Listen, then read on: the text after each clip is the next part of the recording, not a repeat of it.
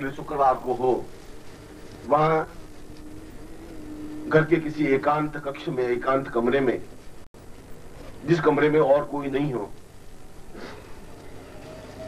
तुम्हें आसन बिछा करके उत्तर की ओर मुंह करके और सामने स्वर्णदेह अप्सरा का चित्र और यंत्र रख करके तुम्हें साधना करनी है, मगर अपने पूर्ण वस्त्र धारण करके, सुंदर सुसज्जित वस्त्र धारण करके। उसके लिए पीली धोती पहनना और पीला धोती ओढ़ना जरूरी नहीं है।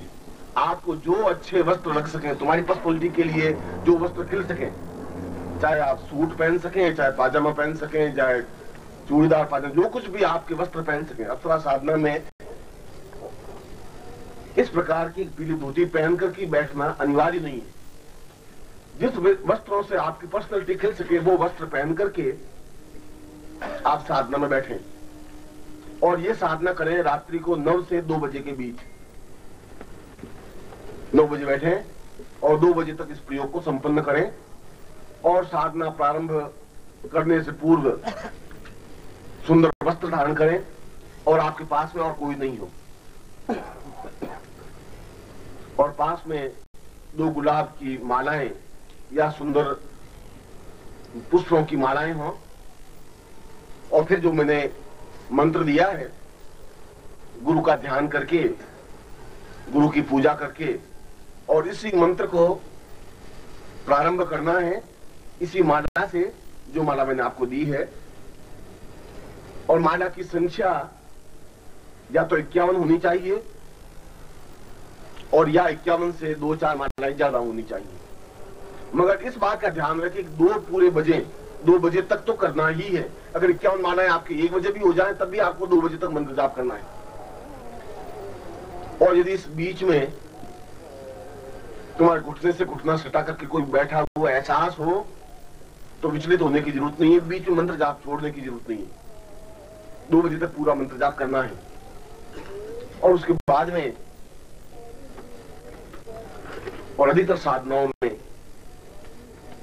निश्चय ही स्वर्ण देहा, क्योंकि मैंने तुम्हें कल भी प्रवचन में बताया था कि अप्सराएं स्वयं मृत्यु लोक में बार बार आना चाहती हैं, मनुष्यों के संपर्क में रहना चाहती हैं। देवता भी बार बार आना चाहते हैं और मनुष्यों के संपर्क में रहना चाहते हैं। आवश्यकता है उनको प्राप्त करने की क्रिया, आवश्यकता है आपकी इच्छा, भावनाएं। और फिर पुष्पमाला उठा करके आपके गले में डालती है तो आपको भी पुष्पमाला दूसरी उठा करके गले में पहनानी है।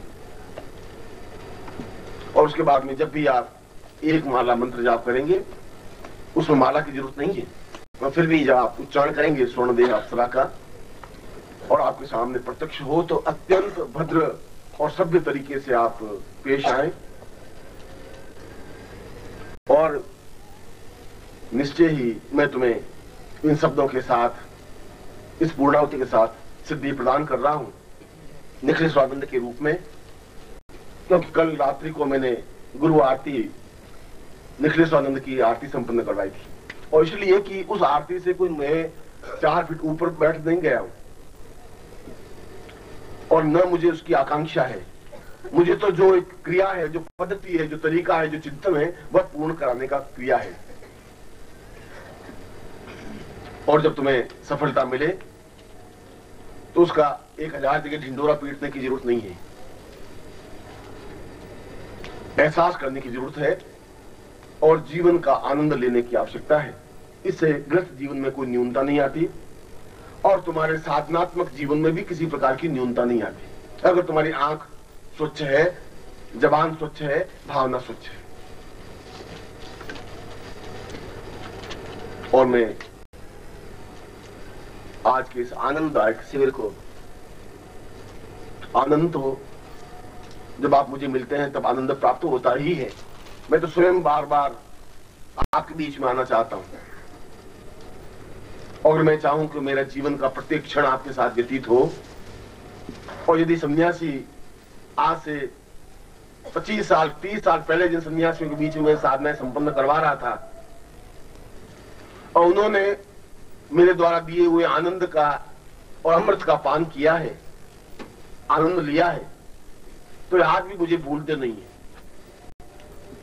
आज भी वे एक क्षण याद करते हैं, उन्मत्त हो जाते हैं, नाचने लग जाते हैं, थिरकने लग जाते हैं।